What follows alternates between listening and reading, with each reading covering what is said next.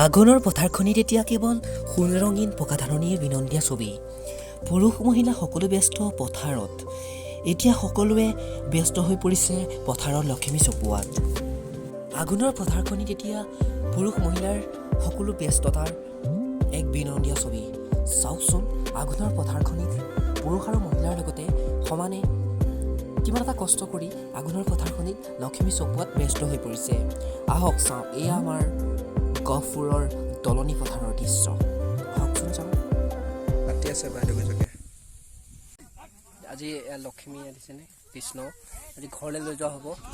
আৰু এতিয়া চাওক, এনেকৈ মানে কিছুমান নিয়ম কৰিব লাগে ধানটো ঘৰলৈ নিয়াৰ সময়ত। সেয়াই আৰু এনেকৈ আৰু মানে এইবোৰ সেইটো চাওক, এনেকৈ বান্ধি দিয়া হ'ব। তাৰপিছত এইফালে এনেকৈ গামোচা দি এনেকৈ মানে কিবা নিয়ম কিছুমান থাকে ন, সেইটো কৰিবলৈ মই সেইটো ক্লিপ ল'বলৈ সময় নাপালোঁ, দেৰিকৈ আহিলোঁ পথাৰত। তো এইফালে চাওক, তো আৰু এনেকৈ সেয়াই আৰু সবিশেষ দেখুৱালোঁ। তাৰপিছত বাকী এইফালে পথাৰ, এইফালে মানুহে কাটি আছে, এইফালে চাওক। আৰু আমাৰ সেয়া বজাই কৰি আছে, সেই চাওক। ধানৰ থোকবোৰ চাওক না, কি এটা সুন্দৰ, মানে কি ধুনীয়াকৈ এইবোৰ থোকবোৰ লাগিছে। এয়া চাওক, দেখিবলৈ পাইছে ন আপোনালোকে? এইবিলাক চাওক, ধানৰ থোক, এইবোৰ চাওক থোকবোৰ। এইবাৰ ধানটো ভালেই হৈছে, ইমান বেয়া হোৱা নাই বাৰু, বহুত ধুনীয়া হৈছে থোকটো এইবাৰ। তো ভগৱানৰ কৃপাত এয়া ঘৰলৈ পাবগৈ আৰু এতিয়া চাওক। ধানটো পৰি গৈছে, কিয় নাজানো, এইবিলাক ধান কিছুমান পৰি গৈছে, মানুহে কটাই নাই, প্ৰায়খিনি ধান মানুহে কটাই নাই। আৰু এইবোৰ চাওক, এইবোৰ মানে ধানবিলাক কাটি এনেকৈ থৈ দিছে, এইবিলাক বান্ধি মেলি পজালি, এইবোৰ পজালি মানে বান্ধি মেলি ঘৰলৈ নিব। এই তেনেকৈ বান্ধি এনেকৈ থৈ দিছে, বাকী ঘৰলৈ নিব আৰু এনেকৈ বহুতখিনি থৈ দিছে। এনেকৈ চাওক, এইবিলাক থৈ দিয়া হৈছে, এনেকৈ ঘৰলৈ নিব মানে। এইবিলাক ধানবিলাক ভাল হৈছে, বহুতখিনি ভাল হৈছে, এনেকৈ ঘৰলৈ নিব। প্ৰায়খিনি এনেকৈ থৈ দিয়া হৈছে, আৰু দেখিছে ন আপোনালোকে? এইফালে চাওক, এইবোৰ প্ৰায়ভাগ থৈ দিছে এনেকৈ মানে প্ৰায়খিনি ধান কাটি পেলাই এনেকৈ পজালি টাইপত থৈ দিছে। এইখিনি এতিয়া টমালে বান্ধি মেলি ঘৰলৈ লৈ যাব। এইখিনি দেখিছে প্ৰায়খিনি এনেকৈ আছে, মোৰ পিছফালে দেখিছে ন? তো চাওক, প্ৰায়খিনি বস্তু এনেকৈ থৈ দিছে, এইখিনি মানে ঘৰলৈ নিব আৰু ধুনীয়াকৈ এনেকৈ থৈ দিছে ধুনীয়াকৈ। এইবোৰ প্ৰায়খিনি থৈ দিছে, চব চাওক, এইবিলাক প্ৰায়ভাগ থৈ দিছে এনেকৈ। আৰু কাটি আছে মানুহে সেইফালে গৈ আছোঁ।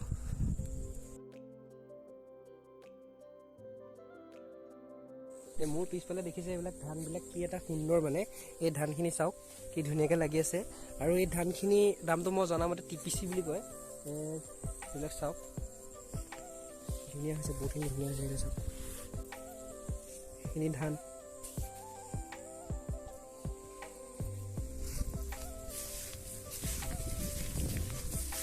এইবিলাক চাওক, ধান বহুত এটা ধুনীয়া, মানে এইবিলাক ধান বহুত সুন্দৰ এইবিলাক।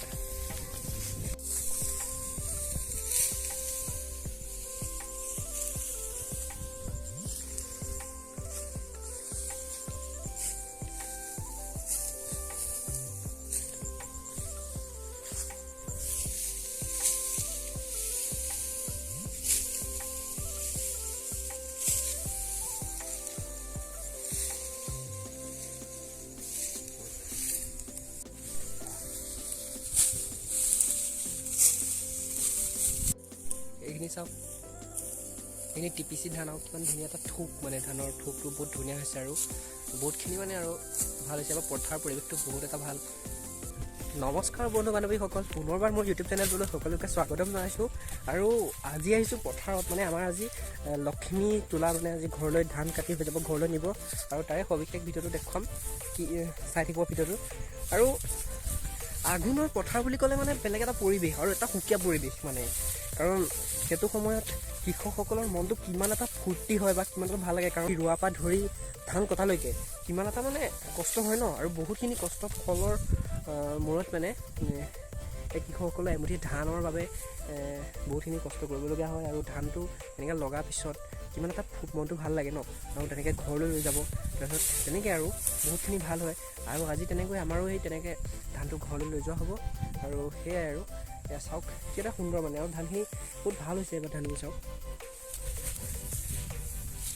এজন কৃষকৰ এয়া বহু এটা কষ্ট ফল বুলি ক'ব পাৰি।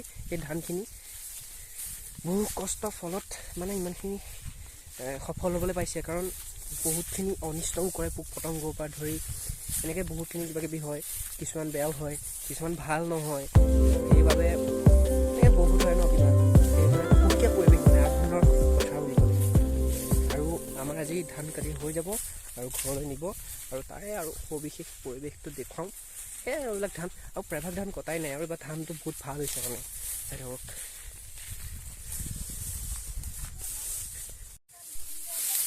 এইফালে পুৰা ধান মেজি জাপি আছে, এয়া চাওক,